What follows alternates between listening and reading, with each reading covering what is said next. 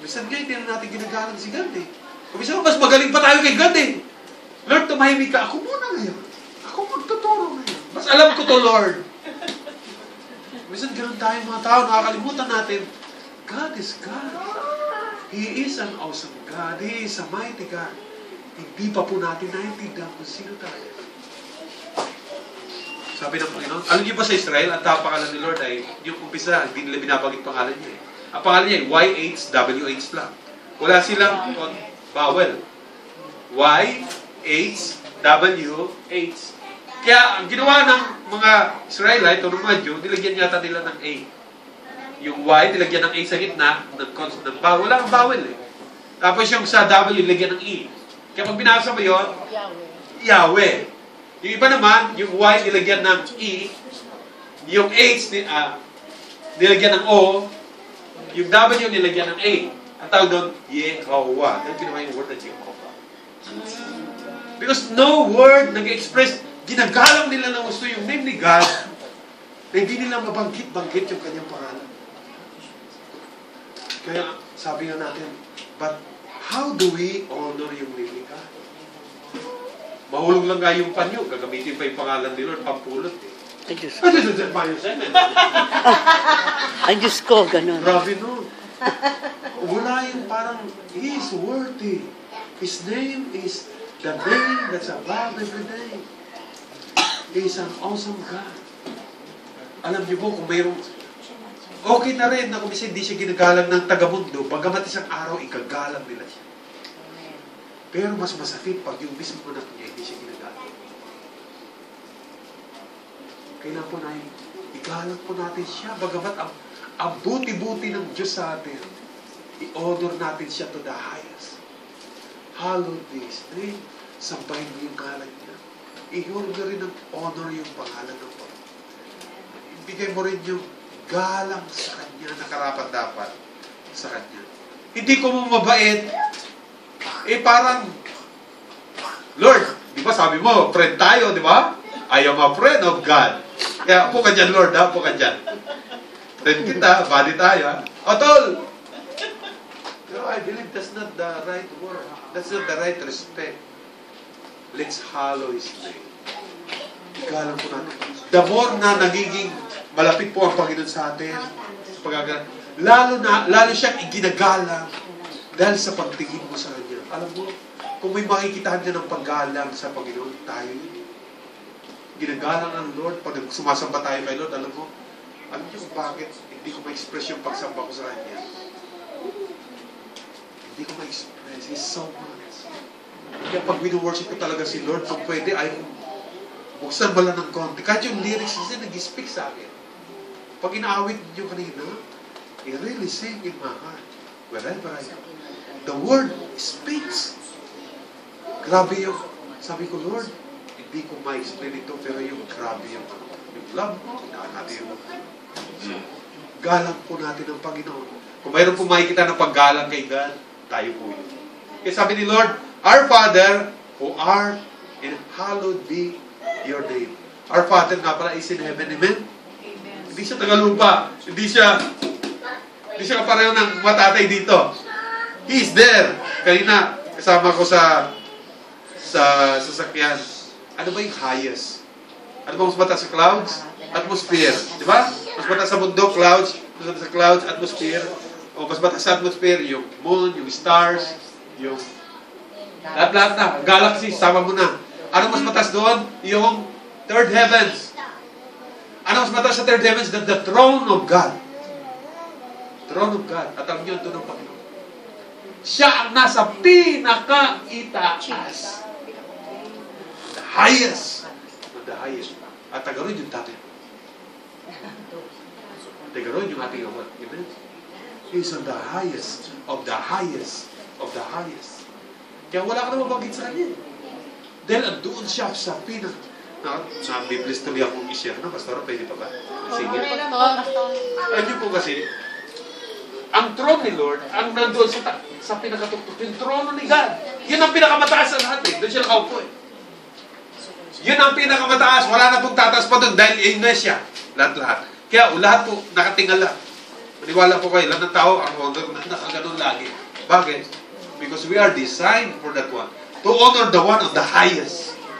Lahat, kahit di ka tao, kahit anong klase, lahat nakapokus doon. To the highest. At doon, sabi nga, si Jesus Christ, inupo siya ni God the Father, nilagay niya sa throne. Sa pinakamataas din. Sabi, no? At alam niyo, sabi ni Jesus Christ sa Revelation, sa lahat sa inyo na nag-overcome, nagtagumpay. Andito ko nakaupo sa highest, I will allow you to sit on my on this highest place. Sipin niyo, iniisip niya. Naintindihan ba natin yung sinasabi niya? Grabe po ang Panginoon natin. Grabe. Kaya kung minsan, binabasa mo lang, ayaw mo nang basahin kasi hindi mo siya maunawaan. Yun ang gusto niya. Ang laki ng plano niya sa'yo. Kala natin, plano ni Lord sa atin sa lupa lang. Hindi po, kapatid. Beyond your imagination. Grabe ang Panginoon. Sabi niya, He will allow you to sit on that highest place. Grabe ang Panginoon, no? Minsan, mababagal niyo man. Pero sabi niya, no? Our Father is in there, in heaven. He reigns over everything. Over the people of the earth. Hawak ni God. He is sovereign, all-powerful. God. He reigns over the heavenly people or heavenly being, the angels, the saints, everybody out there, or even the things under the earth, o yung things sa second heaven, o sa atmosphere, ang diablo, lahat sila under the God. Amen? He is higher. He is in the heaven. Father God is in heaven. So, andun po tayo. That's our Father. Tapusin ko na kaya. Marami pa to, mga kapatid. Okay lang ba tayo nyo? Okay. Punta na po tayo sa tatlo. Salamat, Lord. Meron silang apoy. Hallelujah. Hindi, baka sabi ko, baka bigla akong gano'n ng pastora. Hindi, wala rin ako nararamdaman, no? Matibay itong stage niya. Okay. Ito yung pangatlong sinunod ni Lord. Your kingdom come. Your kingdom come. Sabi ni Lord, this is how you pray. Ang panalangin mo lagi, sa Tagalog, mapa sa amin ang kaharian mo. Di ba, pinapanalangin natin yun? Ano ba ibig sabihin ni Lord doon? Ba't yun ang tinuro niyang ipanalangin mo? Dumating nawa ang kaharian mo. Okay, tandaan po ninyo kapatid. Nung tinanggap mo si Jesus, nasaan na siya? Nasa puso mo. Siguraduhin mo. Yes, si Lord. Amen? So, nasa iyo sister si Lord, nasa iyo pastora si Lord, nasa iyo sister si Lord, nasa iyo sister si Lord, nasa ating puso si Lord. Amen? Kaya sabi ni Jesus, repent. Nung una siyang magpunta sa lupa, sabi ni Lord, magsisi kayo sapagkat malapit, ang kaharian ko ay malapit na sa inyo. At nung sa isang verse, sinabi ni Lord, because the kingdom of God is within you. Okay? Ang kaharian ng Diyos ay nasa iyo. Pag pumunta si Lord sa puso mo, yun ang kaharian binabanggit ni Lord. Kaya alam nyo, nasa isang kaharian tayo. Okay? Nasa isang kaharian tayo. Actually, kung magtatanggalan lang tayo ng shell o ng balat, magkikita-kita tayo, no? Isa pa lang ang mukha natin. Tagalangit tayong lahat. Oo. Yung katabi mo, ay kamukha mo rin yan. Amen. Kamukha mo siya. Tagalangit yan. Ngayon, hindi lang. May cover siya eh. Pag natanggal na yung balat-balat na yan, you will see the real person. So, isa po tayo. Kung baga sa Japan, may organization tayo rito, di ba? Isang grupo ka. Ikaw ay grupo ng mga Pinoy. Grupo ka ng mga Hapon. Tayo naman, grupo tayo ni Lord. Grupo tayo ng isang kaharian. At ang ating Panginoon, si Jesus Christ. Amen? At sabi ni Lord, andito na yung kaharian na yun. Amen? Ba't tinuturo pa ni Lord, your kingdom come? Pinabanggit ni Lord dito. Akala ko ba nasa atin na yung kaharian? Kaharian na ng Panginoon. But still, ang tinuro ng Panginoon sa atin, your kingdom come on earth. Nasaan yung kaharian na yun? Akala ko ba nasa yung pastor? Dalawa pa ang kalasang kaharian, mga kapatid. Una, yung kaharian na nasa atin na ngayon. Once na tinanggap mo si Jesus, nasa kaharian ka na ng Panginoon.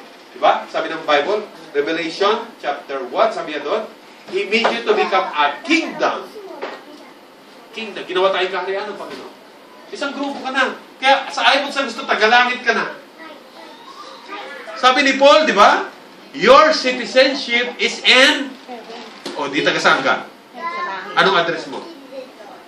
Yung bahay mo, nasaan? Di ba yung address mo? Alam na, sister, alam ko yung address mo.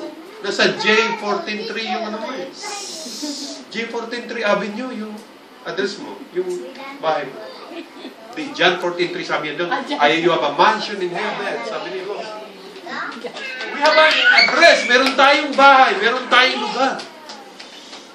Akala ko ba pasto nandito ng kaharian ng Panginoon sa atin? Tandaan niyo po. Mayroon pa pong isang kaharian na parating. I pray I can expound this sa inyo. But the Lord is speaking here a different kingdom. Okay? Yung kaharian ngayon ng Panginoon na tinanggap mo Panginoon sa puso mo, ang tawag niyan is the spiritual, invisible kingdom. Okay? Spiritual, di ba? Nakita mo na ba si Pastor di ba? Sino na po nakakita ng espiritu rito? Wala pa. Wala pa. Nakikita ko, may mukha. Pero if you can see the inside, sabi niya, she's a spirit person. Tanda mo, ang real us is the spirit person in us. Ang tunay na ikaw ay yung nasa loob. No? Maputol man yung kamay ko, ako pa rin si June. Putol dalawang kamay, yung tunay na ako, si June pa rin. Nasasaktan, umiiyak, kahit putol dalawa kamay. Putol nyo dalawa pa ako sakit loob pa rin pag sinabi niyo. Tanggal nyo tenga ko, kasi yung tunay na ako, ayun, nandoon. Spirit person. I'm a spirit person. The real me. Kaya ang kaharian ng Panginoon ngayon is the spiritual, invisible. Hindi nakikita, di ba? Hindi mo nakikita, pero nararamdaman. Pag pumunta ka nga rito sa church, sabi ko, Lord, I know you're here. I know you're here. Alam niyo, if you are filled with the presence of the Lord, filled in your spirit, kaya mararamdaman mo eh. Kuminsan nga, sabi niya, your eyes can see. Hindi sabihin yung physical, ha? Because your faith has an eye. It can see the spiritual. It can see the spiritual. Nakikita niya yung mga bagay na hindi nakikita. Yun ang sabihin ng faith, yung pananampalataya, nakikita yung mga bagay na hindi nakikita. Kaya ang kaharian na ngayon, meron na tayo is the spiritual, invisible na kaharian ng Panginoon. Pero ang panalangin, tinuro pa ni Lord sa atin, dumating na yung kaharian. Di ba? Nung tinuro niya itong panalangin na ito, dumating na eh. Sabi niya, yun yung is visible, pero ang ipanalangin mo, yung parating pa. The physical, visible kingdom. Tandaan yung kapatid, ang daming pangako ni Lord sa atin. Ang dami. Di ba? Pangako niya sa'yo, Sister Rona. Pangako ng Lord ay, sabi Lord, pagtapat ka sa kukunti, maghahari ka sa marami. Okay. Naghahari ka na ba? Okay. Ilang libo na ang tao mo, Sister? Sister Big, sabi ni Lord, pagtapat ka, lumawag ko rin, papalaya ka na mo. One day,